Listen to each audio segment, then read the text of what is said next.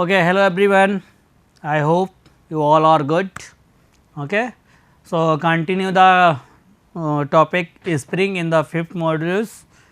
In the previous classes we have discussed about the spring, types of spring, and discuss the basic terminology.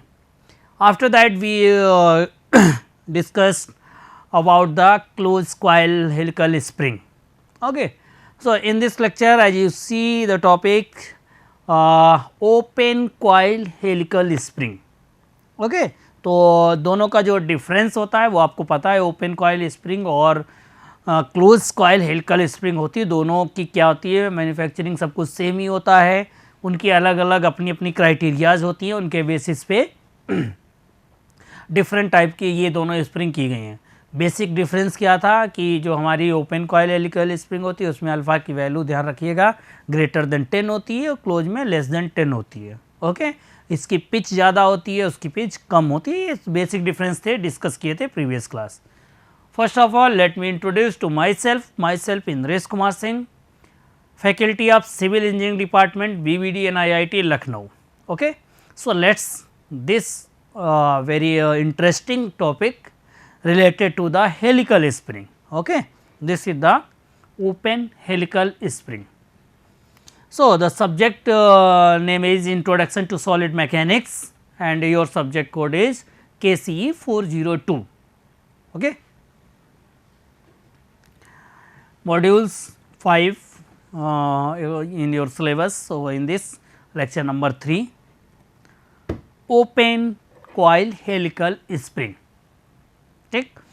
In previous classes we have find out the closed coil helical springs shear stress, maximum shear stress, that is also known as the proof shear stresses. Okay. Proof load calculated. What is proof load? The maximum load at which the coil or spring does not distorted, means वो maximum load जिस पर हमारा permanent deformation नहीं होना चाहिए spring में. Okay, उसको proof load बोला. After that we have also discuss about the strain energy और deflection due to the strain energy जो थे उसके बारे में मैंने डिस्कस किया. स्ट्रेन एनर्जी हमने बेंडिंग मोमेंट के टर्म में भी डिफाइन की, शियर स्ट्रेस के टर्म में डिफाइन की. ओके, उसके बाद में आपको प्रीवियस क्लास में स्टिफनेस ऑफ द स्प्रिंग जो के से डिनोट करते हैं और क्या होता है load per unit deflection. Okay, उसके बारे में डिफाइन किए, फार्मूला ड्राइव किया और कुछ हम लोगों ने numericals in previous classes 2-3 numericals थे उसको डिस्कस किया था. वो सब क्लोज कॉइल हेलिकल स्प्रिंग के बारे में गिवन थे. अब शुरू कर रहे हैं open coiled helical spring. Okay, तो in this case of open coiled helical spring, the coils are not so close together, means the helix angle alpha cannot be treated as small as in closed coil helical spring. So, in this type spring, if we draw the diagram, so the leaves are this type.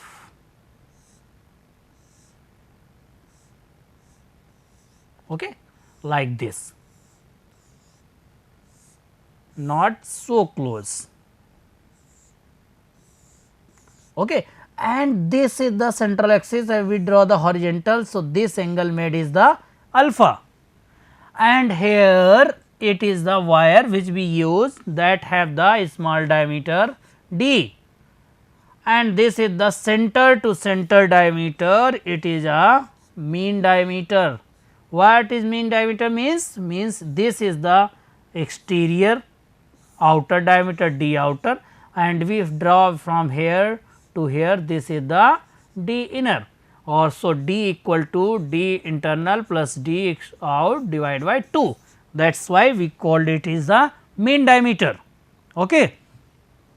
In this diagram we can see this is the pitch and in open coil helical spring pitch is more in compared to closed coil. So, देखिए ये वाली जो pitch है ये ज़्यादा होगी close coil के compare में. क्लोज कॉइल में ये पिच जो थी ये डिस्टेंस थी ये कम थी क्योंकि यहीं से ऐसे बन रहा था हमारा लगभग. ओके, इस तरीके से वहाँ पे स्प्रिंग बन रही थी, ठीक।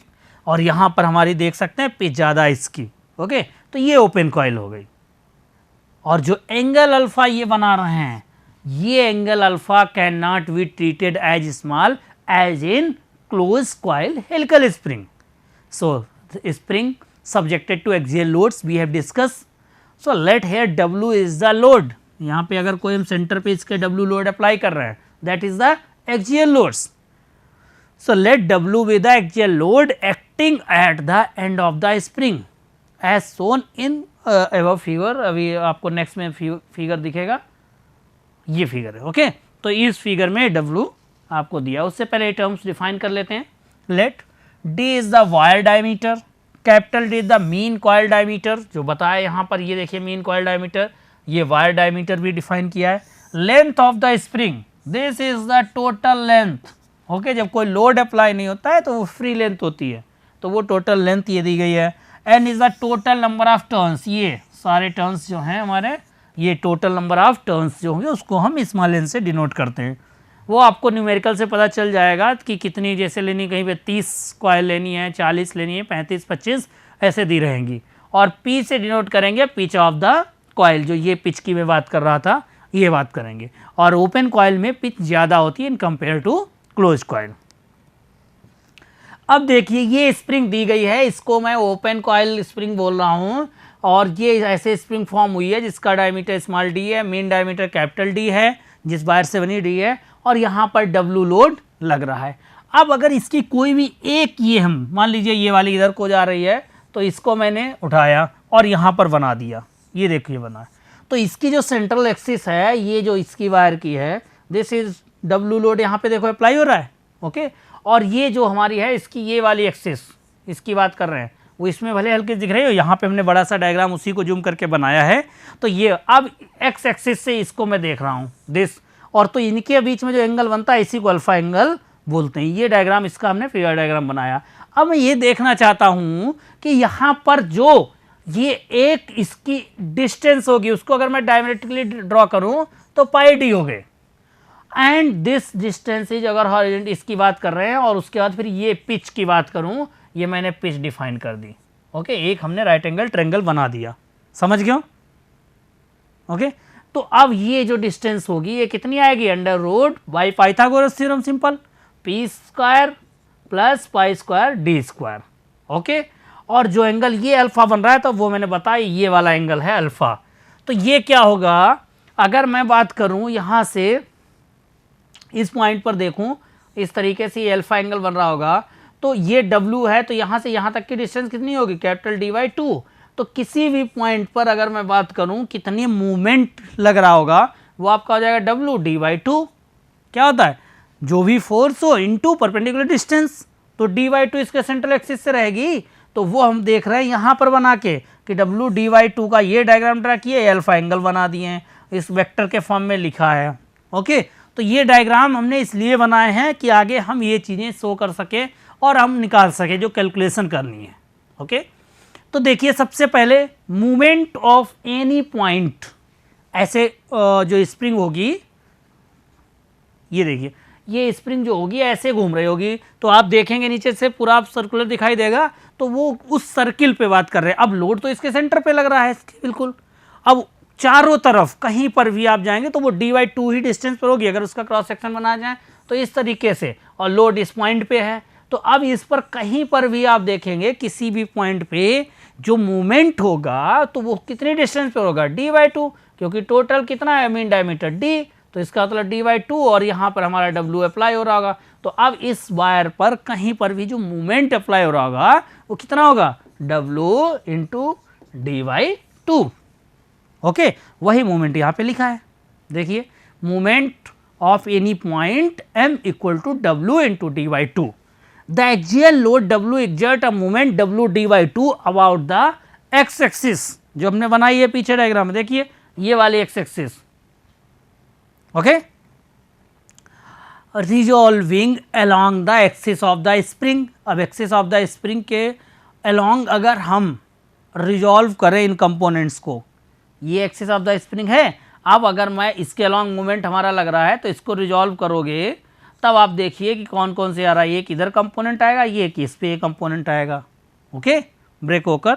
तो ये जो कंपोनेंट टूटेंगे उनको देख रहे हैं, resolving along the axis of spring, bending component M B से मैंने डिनोट किया था शुरुआत में, तो ये W D by two sine alpha, इसको एम बी से डिनोट करेंगे, ओके। और दूसरा था हमारा ट्विस्टिंग ऑफ द वायर, वो W D upon two cos alpha, resolving normal to the spring axis. तो जो ये डब्ल्यू डी बाई टू जो लग रहा है हमारा, ये डब्ल्यू डी बाई टू लग रहा है, तो अगर मैं इसको, ये है और एक ये है, तो अगर इसको मैं ब्रेक करना चाहूँ, एक आएगा हमारा W D by to cos alpha और दूसरा आएगा W D by two sine alpha, okay. तो कॉस अल्फा और ये साइन अल्फा दोनों जो कंपोनेंट्स हैं, इन कंपोनेंट्स को हमें पता है कि जो साइन अल्फा वाला होता है उसको बेंडिंग मूवमेंट बोलते हैं, और जो कॉस अल्फा वाला होता है वो ट्विस्टिंग ऑफ द वायर वाला मूवमेंट होता है, okay. L is the total length of the spring, क्या होगी, N into pi D upon cos alpha. अब एन पाई डी हम लिखा रहने दें, कॉस अल्फा की बात करें तो कॉस अल्फा हमारा आ जाएगा इस डायग्राम से, ओके। ये अगर अल्फा एंगल है तो यहाँ से कॉस अल्फा क्या आ जाएगा, बेस अपॉन हाइपोटेनियस, ओके। तो हम यहाँ पे 1 अपॉन है कॉस अल्फा, तो यहाँ पे रखा मैंने, तो under root P square plus pi square D square divide by pi D, समझ गए।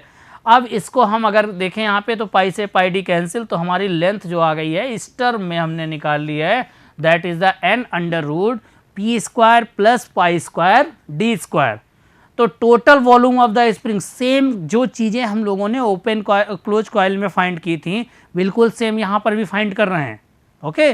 तो यहाँ पर total volume of the spring pi D 5/4 D square into length L, और वहाँ पे लेंथ पाई डी ही थी, यहाँ पे लेंथ चेंज हो गई, क्यों, क्योंकि यहाँ पे हमारा अल्फा एंगल थोड़ा ज़्यादा है, पिच ज़्यादा है, तो यहाँ पर हम बेंडिंग भी कंसीडर कर रहे हैं, ओके। वहाँ पे हमने कंसीडर किए नहीं था, कॉस अल्फा की वैल्यू 1 ले ली थी, साइन अल्फा हटा दी थी, 0 कर दी थी, तो बेंडिंग वाला नहीं यूज किए थे। तो ये हमारा वॉल्यूम का टर्म आ गया pi d square upon 4 under root P square plus n square D square, okay. तो अब इस वाले हमने सब सारी चीज़ें फाइंड कर ली। अब इनको मैं ज़रा देखता हूँ, स्ट्रेन एनर्जी के टर्म में लिखता हूँ। तो स्ट्रेन एनर्जी को किससे डिनोट करते हो, यू से। तो strain energy due to bending plus strain energy due to torsion, इसमें दोनों कंसीडर करेंगे। यही डिफरेंस है कि हम जब वहाँ पर बात कर रहे थे तो स्ट्रेन एनर्जी दोनों की नहीं कंसीडर करते थे, एक एक कंसीडर करते थे, ओके। लेकिन यहाँ पर क्या है, ओपन कॉइल में हम strain energy due to bending और strain energy due to torsion एक साथ कंसीडर करेंगे। और जब कंसीडर करेंगे तो स्ट्रेन एनर्जी का जो फार्मूला होता है आपका, जो बेंडिंग के टर्म में होता है, that is the M square L upon 2EI। वो एल आया जो है वो डी एस होता है इंटीग्रेशन का, ओके।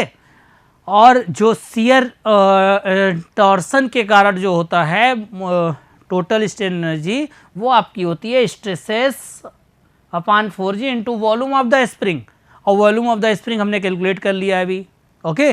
तो अगर मैं यहाँ पे पुट कर दूँ तो M B square L 2EI, यहाँ पे इंटीग्रेशन क्यों नहीं किया, क्योंकि एल डायरेक्ट लिख दिया, हमें पता है इंटीग्रेशन जो आएगा हमारा वो डी एस का 0 से एल लेंथ तक का कितना आएगा, एल ही तो आएगा, तो वो यहाँ पे एल पुट है। तो M V square L upon 2EI plus F S square 4G, this is the π/4 d square L, volume आ गया, ओके।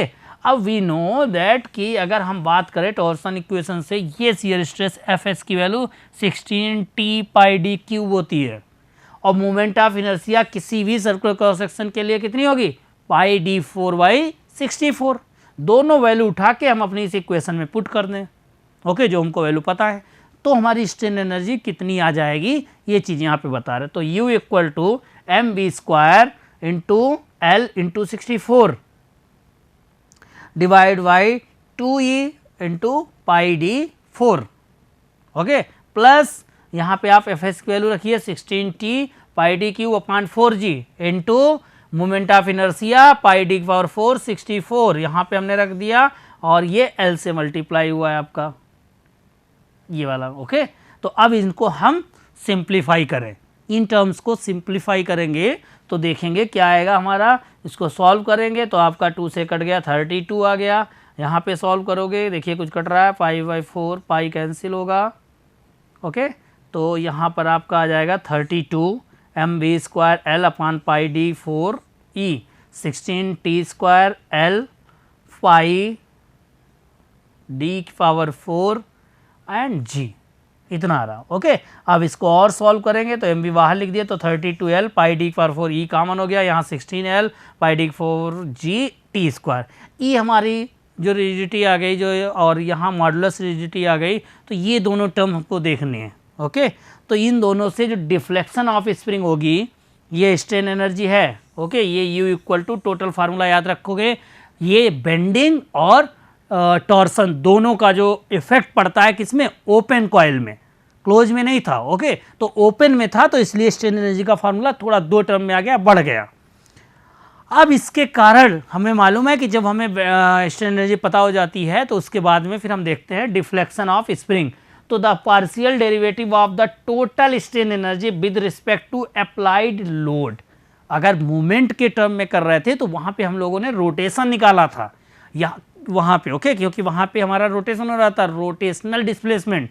यहाँ पे लीनियर डिस्प्लेसमेंट हो रहा होगा, तो डिस्प्लेसमेंट जो डिफ्लेक्शन होगा वो कैलकुलेट करोगे, तो स्ट्रेन एनर्जी को लोड के रिस्पेक्ट में डिफ्रेंशिएट कर दो, तो वो इक्वेशन हमको क्या दे देगी, डिफ्लेक्शन ऑफ स्प्रिंग दे देगी, ओके।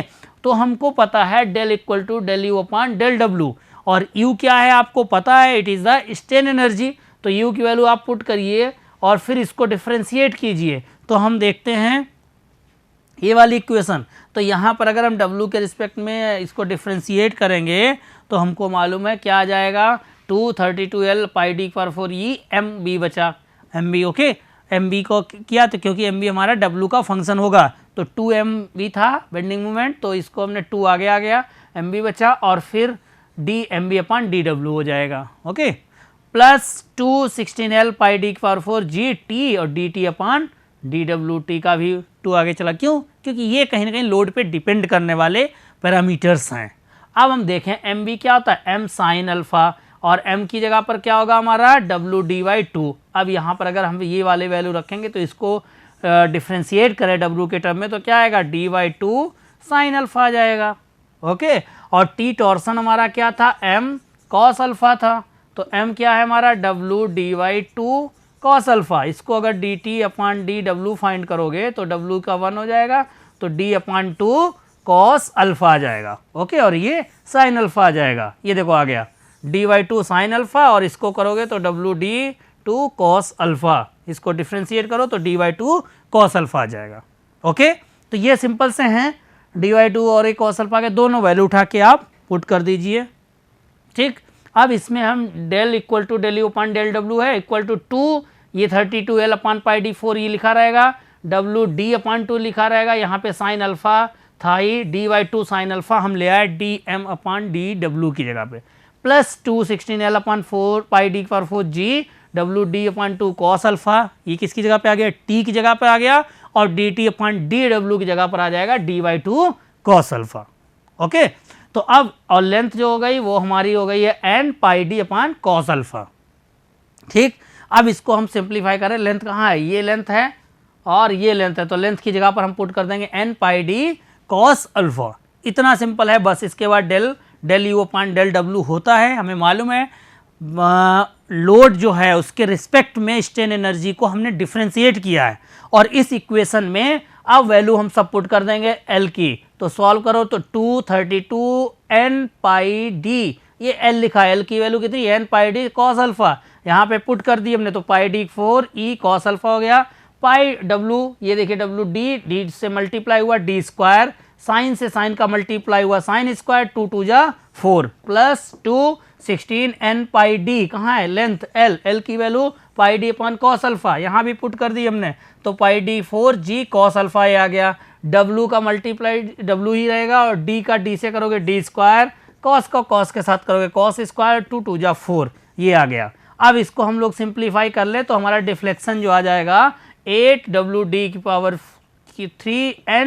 d⁴ कॉस अल्फा, ये कॉमन ले लिए दोनों से, तो क्या बचा, इनके पास कॉस अल्फा चला गया, तो यहाँ बचा है 2 और साइन स्क्वायर अल्फा अपान ई, और इनके पास क्या बचेगा 2 कॉस स्क्वायर अल्फा अपॉन जी। अगर ई और जी दोनों सेम होते तो और आसान हो जाता, 2 यहाँ से कॉमन कर लेते, या साइन स्क्वायर कॉस अल्फा 1 हो सकता था, तो उसमें हम दूसरे टर्म में इक्वेशन को ड्राइव कर सकते थे। ओके, तो ये हमने देखा है कि हमारा मोमेंट के टर्म में और टॉर्सन के टर्म में दोनों अप्लाई हो रहे हैं, किसमें, ओपन कॉइल में। जब ओपन कॉइल जो है हमारी स्प्रिंग है तो उसमें दोनों के इफेक्ट को हम कंसीडर कर रहे हैं, तो जब सब्स्टिट्यूट करोगे तो हमारी इक्वेशन यही डिफ्लेक्शन की आ जाएगी, del equal to 8 W D की पावर क्यूब एन डी की पावर 4 कॉस अल्फा ब्रैकेट में 2 sine square alpha upon E plus cos square alpha upon G.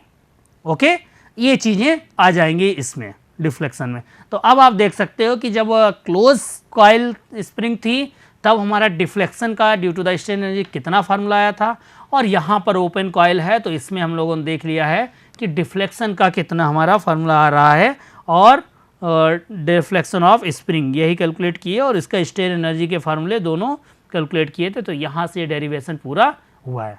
Okay, इसके बाद में जब आपका आप कैलकुलेट कर लोगे क्या डिफ्लेक्शन, देन आप स्टिफनेस ऑफ द स्प्रिंग इसी पे आना है। क्यों? क्योंकि ये एक कांस्टेंट स्प्रिंग का है, इसको हम लोग बोलते हैं स्प्रिंग कांस्टेंट आल्सो। तो स्टिफनेस ऑफ स्प्रिंग इसको के से डिनोट करते हैं, और इसको कैलकुलेट करने के लिए कोई प्रॉब्लम नहीं। क्यों? क्योंकि ये एक सिंपल सा रेशियो होता है लोड पर यूनिट डिफ्लेक्शन, मतलब डब्ल्यू अपॉन डेल, जो कि यहाँ पे लिखा हुआ है। डब्ल्यू जो भी लोड हमारा ये लोड जो भी लोड अप्लाई हो रहा होगा स्प्रिंग पे वही वैल्यू रहेगी, गिवन रहेगा। डिफ्लेक्शन डेल, इसके लिए हमने मेहनत पूरी की है, अभी पूरा डेरिवेशन किया है फार्मूले दोनों में, चाहे ओपन जो भी हमारी स्प्रिंग हैं, कौन सी, ये हेलिकल स्प्रिंग। हेलिकल स्प्रिंग में 2 टाइप की स्प्रिंग बताई हैं। ओके, एक ओपन और एक क्लोज। तो ओपन हम क्लोज प्रीवियस क्लासेस में किए थे, तो वहाँ पे हमने ड्राइव किया था किसका, डेल का फार्मूला, और K equal to W upon del रख दिया। यहाँ पे हमने डेल कैलकुलेट कर लिया और यहाँ पर भी हमने रख दिया, तो डब्ल्यू इक्वल टू आ जाएगा, ये पूरी वैल्यू रखी हमने तो डब्ल्यू कैंसिल हो गया, तो ये ड्राइव फार्मूला हमारा आ गया। ओके, ये के का फार्मूला आपको याद करना है जब हमारा ओपन कॉइल होगी। एक एग्जांपल देखते हैं। An open coil helical spring consisting of 10 turns of 10 mm diameter wire, मतलब ये दे दिया गया है क्या है, small D 10 turn and coil mean diameter capital D 110 mm. The wire is making an angle of the 60 degree alpha axis to the coil which is subjected to axial load W.